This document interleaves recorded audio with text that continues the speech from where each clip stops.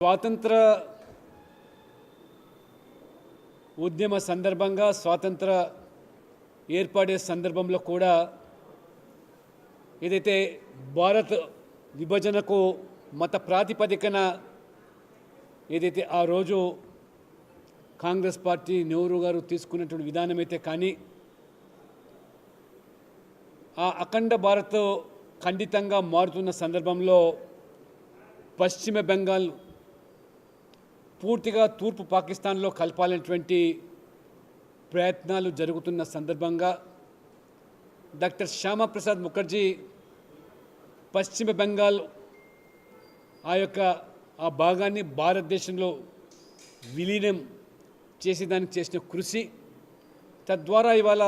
బెంగాల్లో ఉన్నటువంటి హిందువులు డాక్టర్ శ్యామప్రసాద్ ముఖర్జీ యొక్క చొరవ వల్లనే భారతదేశంలో ఇవాళ సురక్షితంగా జీవించగలుగుతున్నటువంటి విషయాన్ని ఇది ఒక చరిత్ర. ఆనాడు పూర్తిగా పశ్చిమ బెంగాల్ తూర్పు పాకిస్తాన్లో కలిసే ప్రయత్నాలు జరిగినప్పుడు ఏ రకంగా ఆ రోజు ఎదురొడ్డి నిలబడ్డారు. అదేవిధంగా నెహ్రూ గారు తన ప్రభుత్వంలో శ్యామప్రసాద్ ముఖర్జీని మంత్రిగా కొనసాగి పరిశ్రమల శాఖ మంత్రి వారు బాధ్యతలు నిర్వర్తించి ఆ తదనంతరము నెహ్రూ గారు 370 ఆర్టికల్ ద్వారా జమ్మూ కాశ్మీర్ను భారతదేశంలో అంతర్భాగమైనప్పటికీ కూడా ప్రత్యేక ప్రతిపత్తి ఆ రకమైనటువంటి ప్రస్తావనకు విభేదించి తన మంత్రి పదవికి రాజీనామా చేయడమే కాకుండా ఆ రోజు ఏక్ దేశ్ మే దో విధాన్ దో ప్రధాన్ దో నిషాన్ నై చలేగా అనేటువంటి ఉద్యమానికి ఊపిరిపోసి నా దేశంలో ఉన్నటువంటి కాశ్మీర్కు వెళ్ళడానికి ఈ పాస్పోర్ట్ విధానం ఏమిటని చెప్పి ప్రశ్నించి విభేదించి సత్యాగ్రహానికి పూనుకుంటే ఎటువంటి ప్రభుత్వ అనుమతులు లేకుండా స్వదేశంలో నేను కాశ్మీర్కు వెళ్తానని చెప్పి భీష్మించుకొని వారు ఆ కార్యక్రమానికి నాంది పలికితే కాశ్మీరు ఆ యొక్క భూభాగంలో అరెస్ట్ చేసి వారిని జైలు పాలు చేస్తే చివరికి జైల్లోనే అనుమానాస్పద స్థితిలో వారు మరణం సంభవించడము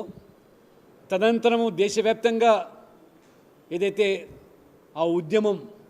తీవ్ర రూపం దాల్చిందో దాని పర్యవసనమే ఆ రోజు ఈ యొక్క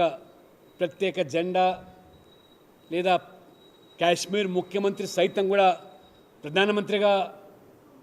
భావించేటువంటి పరిస్థితి నుంచి ఆ రోజు ప్రభుత్వం ఉపసంహరించుకున్నప్పటికీ 370 ఆర్టికల్ కొనసాగడం చివరికి డాక్టర్ శ్యామప్రసాద్ ముఖర్జీ యొక్క బలిదానము వారి త్యాగ ఫలితమే వారి రాజకీయ వారసులుగా ఈరోజు నరేంద్ర మోడీ గారైతేమి కార్యకర్తలుగా అందరం కూడా 370 ఆర్టికల్ రద్దు కోసము మనము తిప్పకుండా రాజీ పడకుండా ఒక సైద్ధాంతిక పోరాటంలో భాగంగా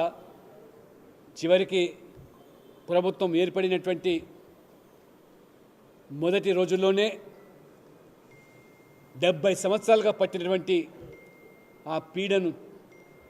వదిలించుకునే దానికి నరేంద్ర మోడీ గారు ప్రధానమంత్రిగా హోంమంత్రిగా అమిత్ షా గారు చొరవ వల్ల 370 ఆర్టికల్ రద్దు కావడము భారత రాజ్యాంగం పరిధిలోకి కాశ్మీర్ కూడా అంతర్భాగం కావడం లేనట్టయితే